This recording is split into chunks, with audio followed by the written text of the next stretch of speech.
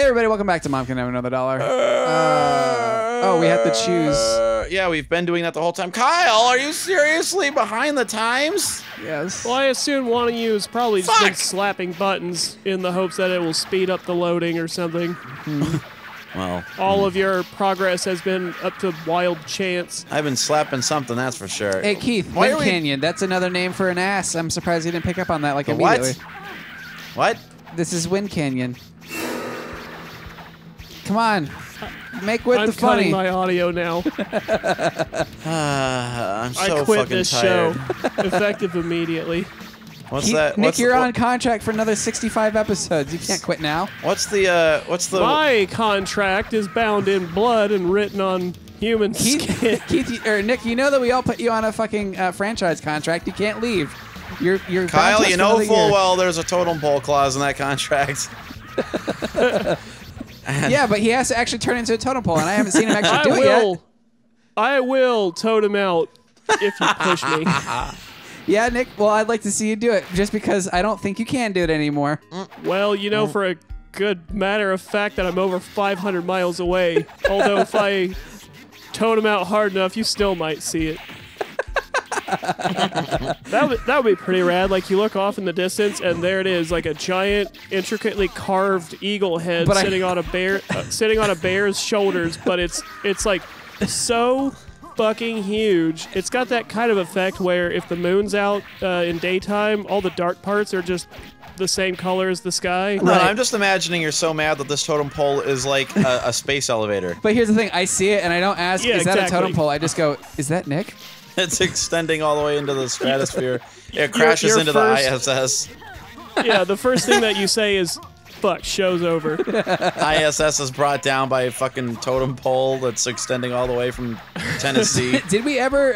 It hits the moon like a baseball bat and knocks it out of orbit. So I have to ask: Is it okay? So we never really expounded upon the lore too much, but is it not unlike David the gnome turning into a tree? Is that what Nick does? What? No, Kyle. No. So can he transform back into a human, or is he stuck as a totem well, pole forever? he's probably a human in a parallel dimension. We already talked about that. I'm barely human now. Oh yeah, I did recently listen to that episode where we posited that if I turn into a totem, it's like the many worlds interpretation where any other universe where I could exist, if I'm not in it currently, I am a totem pole. Yeah. So if you could transfer your consciousness to any other reality, you would already be a totem pole. Any other reality possible. Yeah.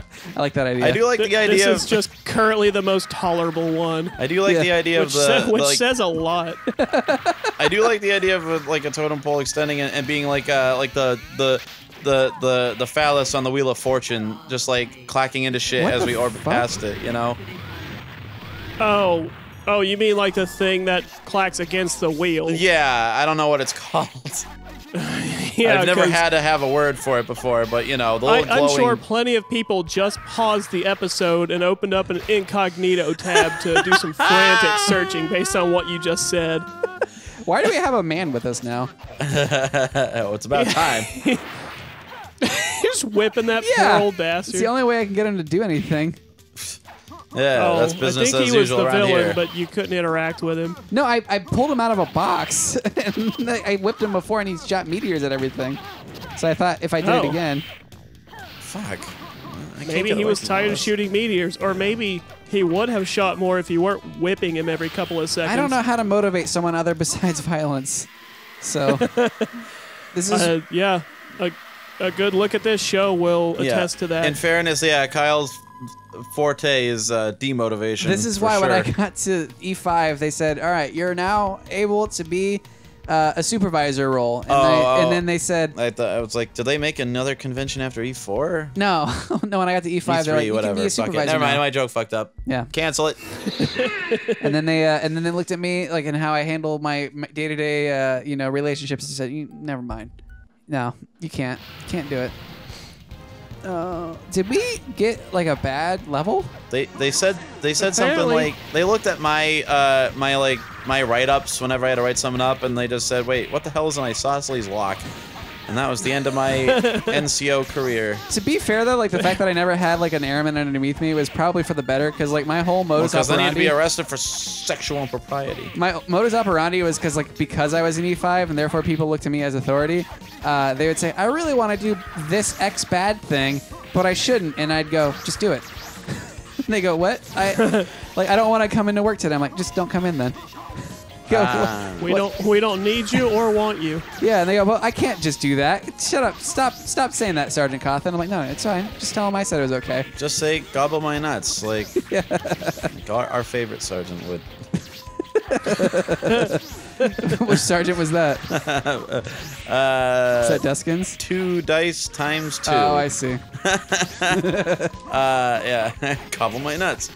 when someone asked to come into work late because they were sick, red hungover, Right. his simple response was gobble my nuts and then hung up the phone. And that's the kind of leadership I look up to. That's fair. Oh. I mean, you look up to the kind of person you want to be in the future, so I gather that makes the most sense. Be the kind of change you want to be. What the fuck? Is this a Neo Geo? I don't know. I don't know what kind of game this It is. does kind of have that animation style, yeah. Here's that It's got that, like, kind of really good, but, like, still... primitive. Yeah. Primitive but yeomanly. Yeah, it's like... Just like my sexual tactics. Ooh. Self-burn. Self-burn? I'm proud of that shit, motherfucker. Oh my god. Whoa. What I the just fuck? split its They head got- open. Yeah, that thing got the Raiders of the Lost Ark treatment. Yeah. Oh, so they're Nazis. Okay. Yeah, it's shit. okay to kill them. Yeah. Well, maybe Keith, you're... you motherfucker, put a coin damn in. it, I was hoping you wouldn't notice for a What do while. you think? I'm not going to notice? How the hell do you think that's ever I possible? was gonna This say is maybe the one it's... thing he accuses you of in each and every game wherein you are playing together. He was so. preoccupied making desperate Indiana Jones references, and maybe it was Temple of Doom and they're brown. Oh, look, you're pulling a crystal out of the skull of that thing. Digging through their faces and skulls. And now there's a glyph from Echo the Dolphin blinking at us. This couldn't get any worse. Oh, let's go to Land of Adventure. Oh, wait, never mind. I think we're don't on the know. last level. Yeah, all right, whatever. Kiefer Mountain. Going to the Kiefer Mountain. Better watch out. You're gonna Watch get out for the keefed. Kiefer Mountains.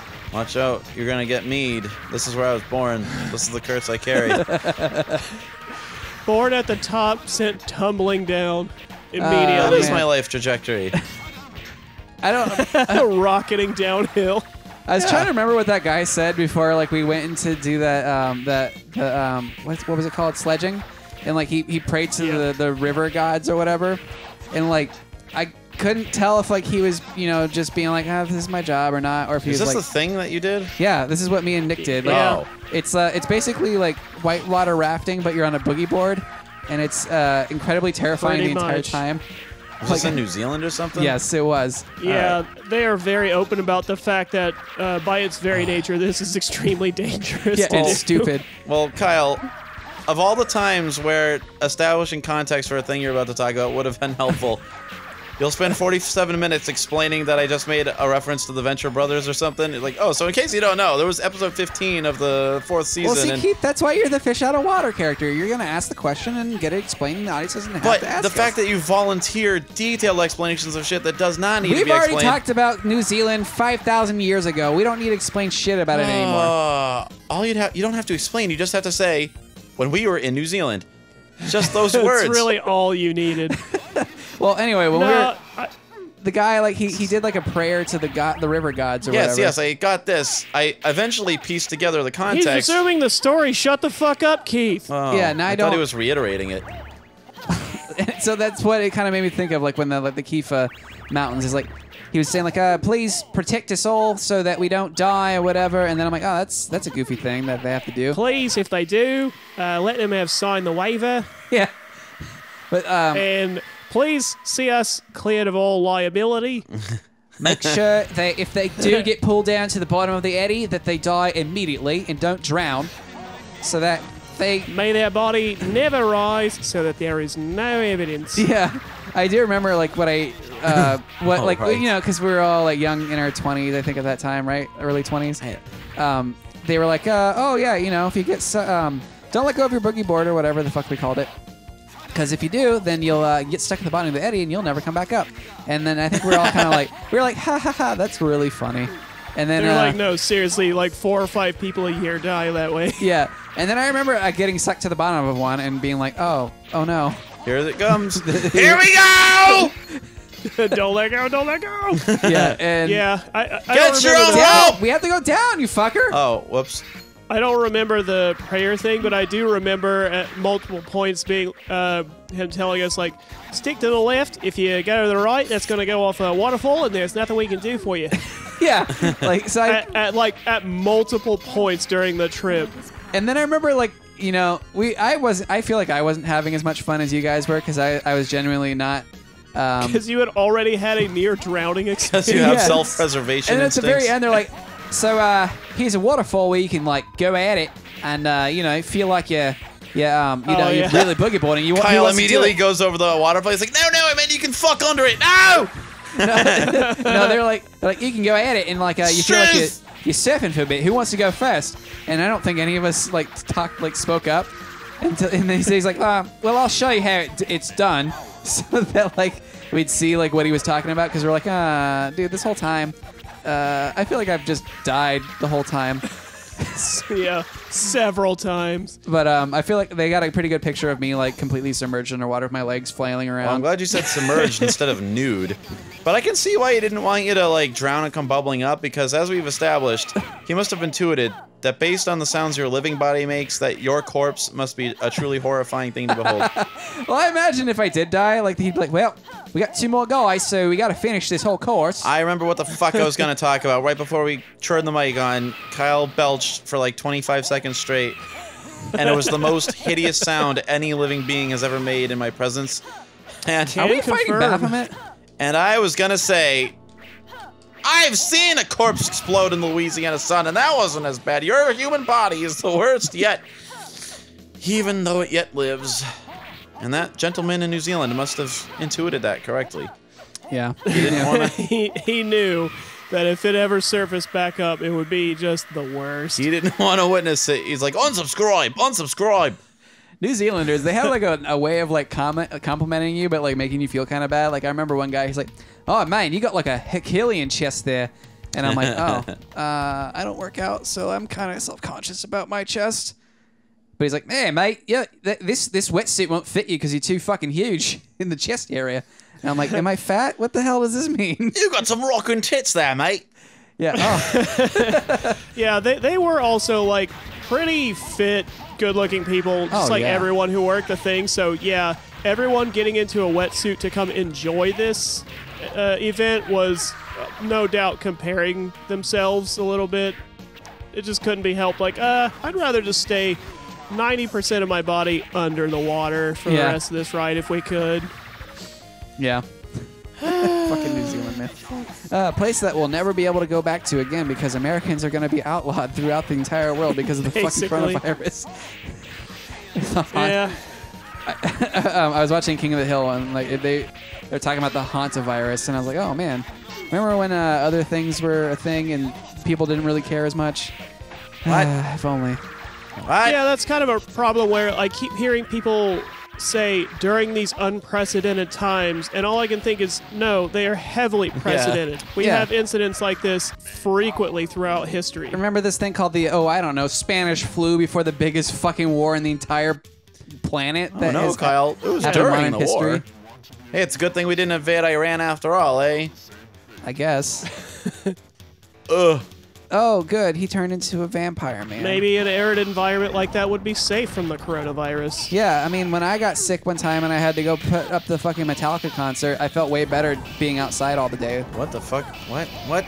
Yeah, like I was coughing and sneezing constantly, but then when I was outside, I felt fine because the humidity was terrible and helped me out. Nothing to feed your miserable disease. The worst part about the virus is I can't get a new roommate, but the best and the worst part is I can't work for the WWE. Yeah, count that as a blessing. I mean, I don't know. It's kind of a rock and a hard place here, isn't it? Oh, did we win? I think we won. That was a really bitchy end boss. That was the easiest beat 'em up game in history. I mean, I guess I'm not complaining too much because mostly they're fucking impossible. And I guess we're just gonna walk through the ocean. We can do that. Yep. These guys must be If from it New gives you Zealand. guys any perspective, the only reason the boss before that lasted so long was because it took 45 seconds at a time before either of you were able to hit the damn boss once. Yeah, it was very difficult. And then that clock reset frequently. Mm-hmm. All right. Well, I guess we beat the game. So there's that. Yep. So the Warrior Blade and the All Staff, those are 2 legendary weapons. Sure. Hang your Warrior Blade up and wait for next time on Mom, Can I Have Another $1? I want to be an arms merchant. Yeah!